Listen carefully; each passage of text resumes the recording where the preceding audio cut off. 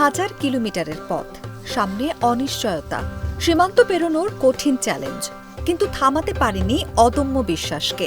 লক্ষ্য একটাই, পায়ে হেঁটে পৌঁছাতে হবে পবিত্র কাবা শরীফে, পালন করতে হবে হজ। এই অসাধারণ যাত্রা শুরু নাটোরের সিংড়া উপজেলার তারাই বড়ইচোরা গ্রাম থেকে।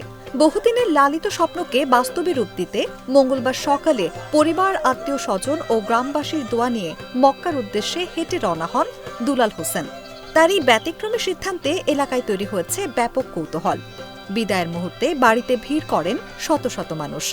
আবেগঘন পরিবেশে সবাই একটাই প্রার্থনা করেছেন, আল্লাহ যেন তার সফর সহজ করেন এবং সুস্থভাবে হজ পালনের তৌফিক দান করেন। দাদু, আমি হজে যাব হজে যাব, কিভাবে যাব? হজে যাইতেছ বললে আমি গেতেছি, পাওয়া হাইটে যাব। হ্যাঁ, দিনও গাড়ি গুড়ি চলন লাগবে, গাড়ি চড়বো, এইভাবে যাব বললে। এতদিন তো কিছু করলেন না, করলে আমি যদি না যাবার পারি, আমি গরিব মানুষ, কিভাবে তাহলে আমি প্রকাশ করে আরো দুর্নাম হব। এই জন্য তো আমি দাদু হাইটে যাব, তুমি দোয়া করো। গ্রামবাসীর ভাষ্য, দীর্ঘদিন ধরেই এই যাত্রার জন্য নিজেকে প্রস্তুত করছিলেন দুলাল।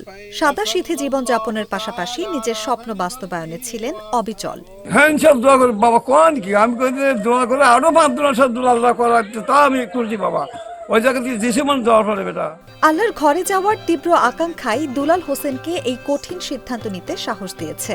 দীর্ঘ পথ, অজানা চ্যালেঞ্জ, সবকিছুই তিনি আল্লাহর উপর ভরসা করে মোকাবিলা করতে চান। আল্লাহর রাস্তায় আমি নিয়াত করেছি, এই নিয়াত করে আমি হজ যাত্রা বাড়াচ্ছি।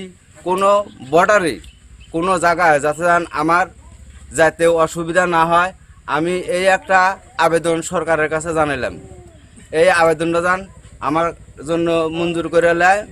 আর দ্বিতীয়ত, দেশবাসী আমার জন্য যেন দোয়া করে। আমি সবার জন্য দোয়া করব, আমি যেন আল্লাহর রাস্তায় ভালো ভালো পৌঁছতে পারি।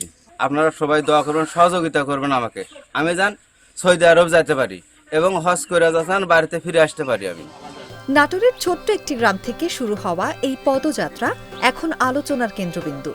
বিশ্বাস, সাহস আর অদম্য ইচ্ছাশক্তির এই পথ চলা শেষ পর্যন্ত পৌঁছাবে কি পবিত্র কাবার প্রাঙ্গণে? সেই উত্তর জানার অপেক্ষায় এখন গোটা এলাকা।